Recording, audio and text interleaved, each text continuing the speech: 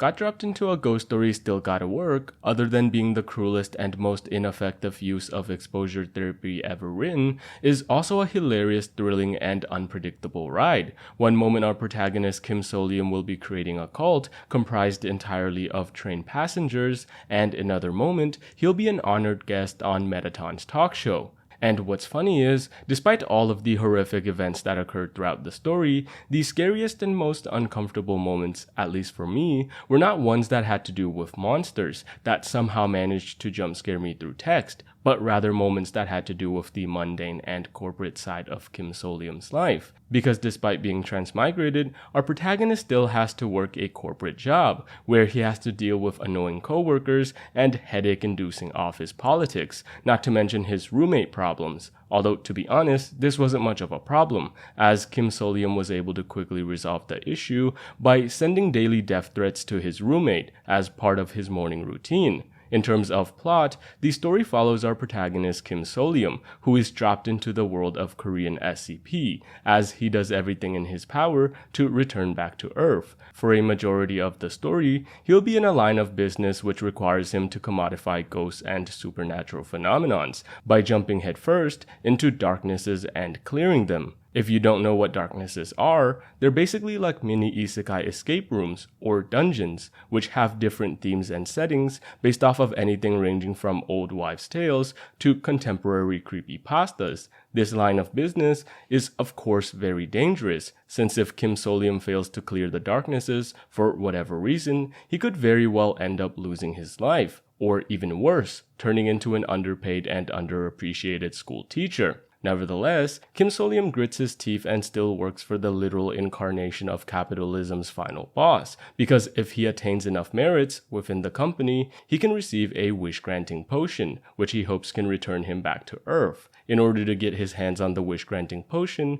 Kim Solium is not afraid to do whatever it takes, whether it be facing his fears or establishing positive trade relations with alien suppliers from outer space. As long as it brings him closer to his goals, Kim Solium is willing to do almost anything, which might make you question his moral inclinations. And well, in terms of that, Kim Solium leans entirely on the coward side of things, because he will save lives, but do not mistake him as a virtuous person. He saves lives not because it's the right thing to do, but rather because he's afraid to be alone. Now, due to the nature of the story, you'll never see Kim Solium put ghosts in a chokehold or throw fireballs at Cthulhu. What you will see, however, is Kim Solium putting his brain in overdrive in order to use his wits, intellect, and most importantly, his tongue in order to overcome many obstacles. Because in this world and setting, unless you're some ungodly alien space lizard hybrid, you will not be able to punch your way to success. This does not mean, however,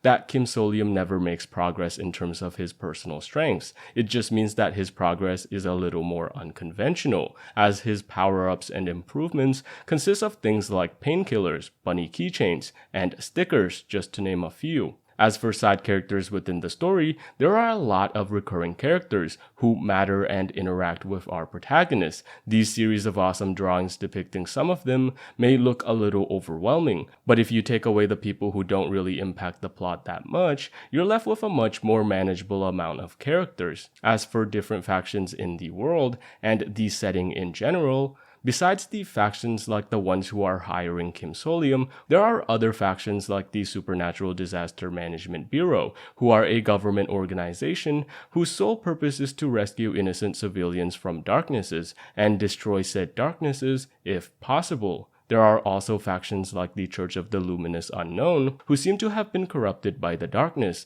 and have turned into a crowd of paper-munching, reality-warping, and identity-thieving cultists, who are also very vocal about their beliefs and will try to apostatize anyone they come across. Aside from these supernatural factions, the rest of the world is basically just like the modern world, mostly unaware of the supernatural side of the world, due to what I assume is the combined efforts of both the governmental factions, who just want to keep civilians safe, and the corporations, who just want to keep trade secrets. With that having been said, that's basically the novel. Overall, if you're a fan of horror and want to dip your toes into something that can make you both laugh and scared at the same time, Got Dropped Into a Ghost Story Still Gotta Work is a great read, not to mention the incredible fanbase whose artwork is just stellar. Now, if you excuse me, as someone from the West, I got a completely different piece of horror I need to watch now.